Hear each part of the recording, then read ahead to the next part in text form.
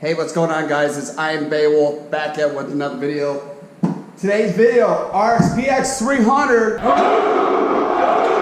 Man, we're installing some parts. There's gonna be two separate videos. The first video I'm recording right now is, you guys had to see the video where I put the Riva Racing free flow exhaust, and my other jet ski, the RXT-X 300, I installed the water box.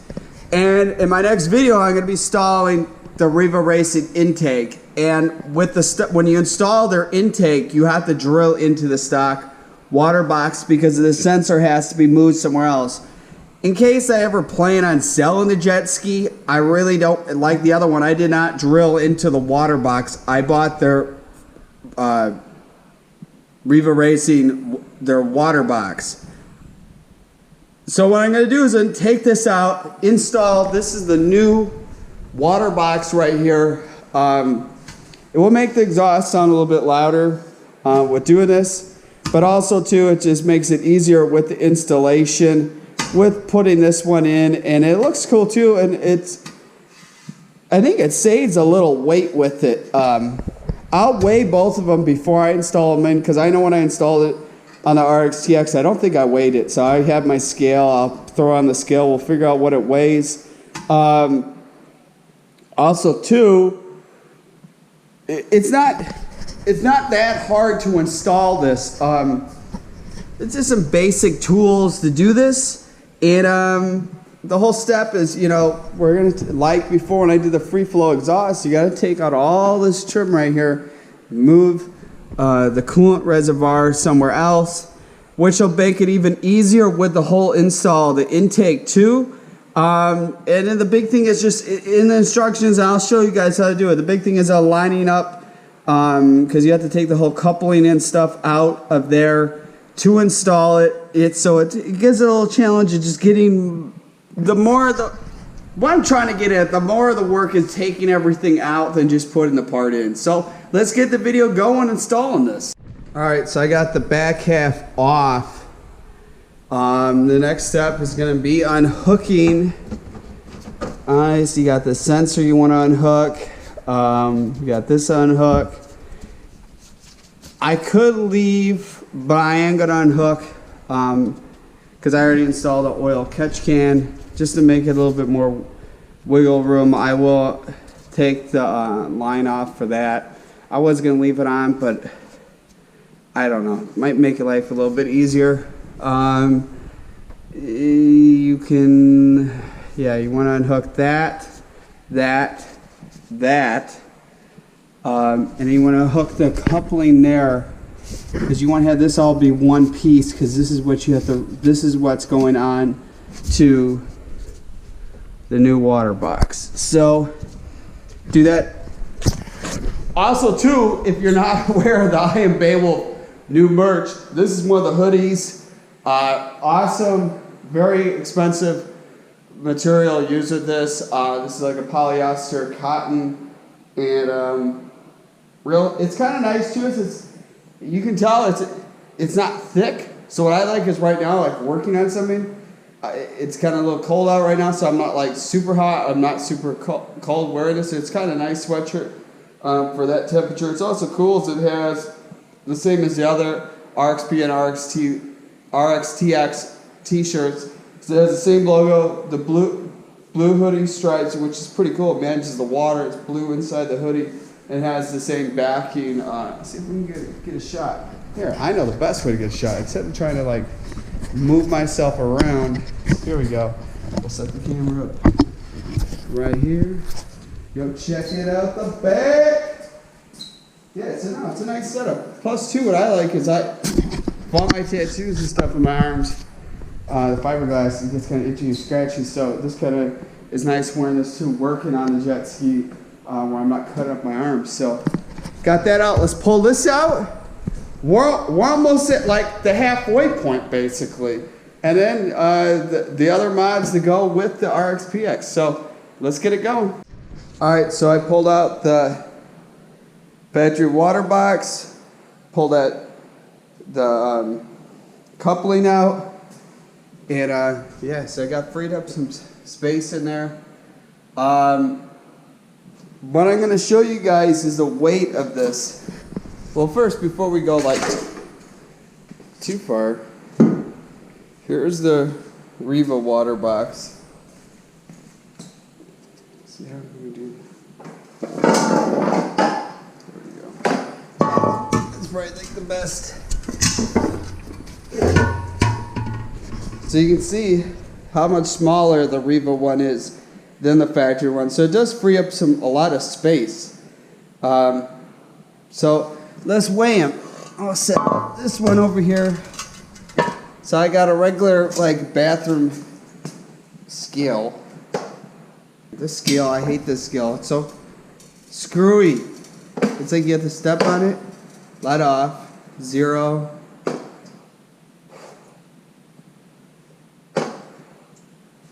Oh, you know, probably it just doesn't even weigh. You know, I bet you this is probably less than a pound. Yeah, for some reason my scale's not working with that. Probably because it's like really doesn't have a lot of weight to it. I mean, they're both pretty light. Obviously, this one feels a little bit lighter. Yeah, so I'm gonna hook up all the fittings. I got the sensor out, and when you put the sensor in, it goes right there, and you gotta put red Loctite on that, over tighten it. So let's get this thing all kind of put together. It's almost done, and a lot of room freed up in here, and it's pretty straightforward of getting it installed. All right, so I had to play with this a couple times. Let me move the light so you guys can see really well. The instructions are showing something completely different. Or the directions, but see, you want to have this whole pipe thing right there to the exhaust and the inlet like really tight, and you have to put this fitting on. Now the instructions are showing like a pretty big difference, but if you go by that, which there was a lot I had to pull this on and off a couple times, which it's the biggest pain in the butt. You use like glass cleaner, yeah. And the secret is kind of get like, if it's not all the way on, then you can kind of move this on so you don't have to slip this on every time, which I figured out after a little bit, but it's still a pain in the butt. And you push it all the way down. Now, see, the biggest thing is clearing where this is going to go. So the only way to know this is going to be like lined up perfect and not rubbing down below there is this is how it has to be. So I don't know why the instructions are saying one thing, but this is from what I'm seeing. So this is how I'm going to do it. And the big thing is to have a full seal where it's not going to have an exhaust leak is the goal. So that's how I'm doing it like that. Let's put the clamp on now. Alright, so got this on. Man, it has a really good fit. A lot better than how it was with the stock water box. Got that clamp tightened down. Got this, and it's just got to hook up the lines. Oil catch can back up too. And it's pretty straightforward of what I've pulled out. You just slip that back in there. Just got to tighten down the clamp. Hook back in this one, tighten down the clamp. And then, let's see, fish this in like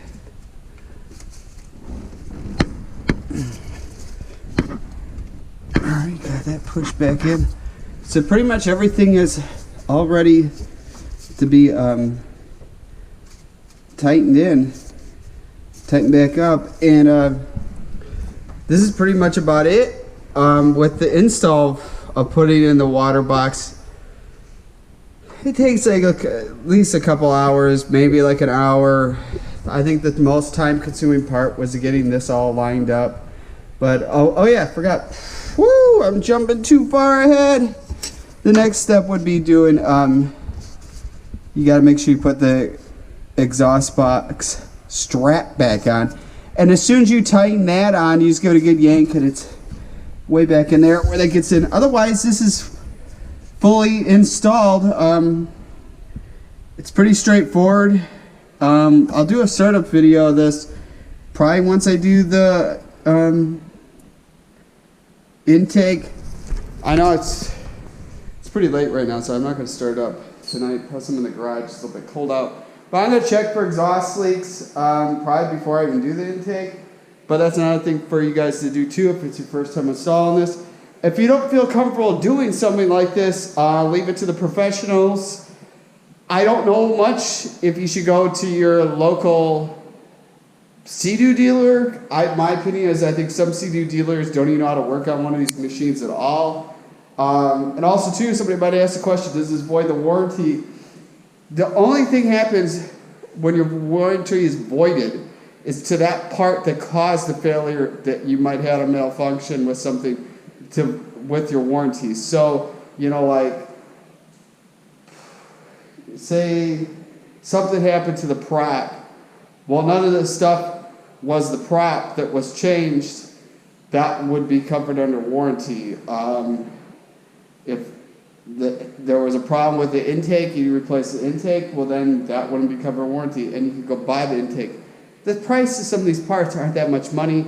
To me, the warranty really doesn't matter because I wouldn't go to the dealer with anything unless it was something so expensive that I didn't want to pay out of pocket.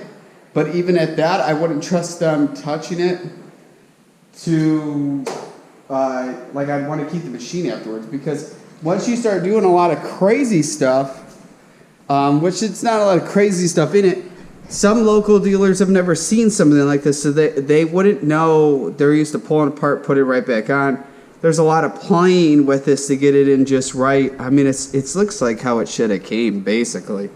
But I'm just kind of rambling, but I'm just letting people know, because everybody's all about the warranty, or I think somebody commented before they don't want to modify their jet ski until their warranty's up. Some of these warranties are like 3 years.